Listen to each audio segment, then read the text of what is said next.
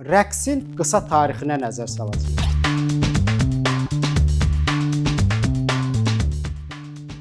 İnsan homo ludensdir. Başqa sözlə anadan gəlmə oyunçudur, rəqqasdır, aktyordur.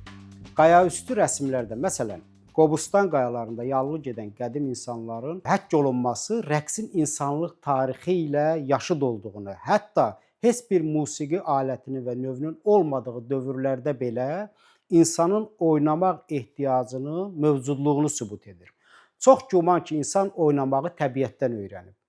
Qədim şərq mistik təlimlərində kainatda hər şeyin hərəkətdə olduğu, özünə məxsus ritmlə yerində səyridiyi deyilirdi. Kvant fizikası şərq təlimlərinin oynayan kainat ideyasının gerçək olduğunu sübut etdi. Bunun ən aydın şəkli rəqs edən kainatı rəmzləşdirən 850 rəqqası xatırladan Hind tanrılarıdır. Alman musiqişünas Kurt Sachs rəqsi bütün sənətlərin anası adlandırır. Sachs deyir ki, musiqi və poeziya zamanda mövcuddur.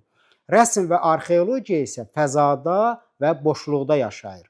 Rəqs həm fəzada, həm boşluqda, həm də zamanda yaşayır, yayğındır. İnsanın varlığı iki təməl duyğu üzərində inşa edilib: qorxu və sevinc.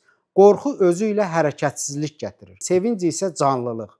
Rəqs ibtidai insanın sevinc hissinə verdiyi reaksiya idi. Yalnız rəqsdə insan ruhdan, beyindən və bədəndən ibarət bütün varlığı ilə iştirak edir. Başqa vaxt onun beyni ilə ruhu, ruhu ilə bədəni bir-birini inkar etməklə məşğuldur. Rəqs qədim insanın mistik dünya ilə danışıq dilidir. Şamanlar, kahinlər, cadugarlar, sehirbazlar oynayaraq mistik aləmlə əlaqəyə girə bilirdilər.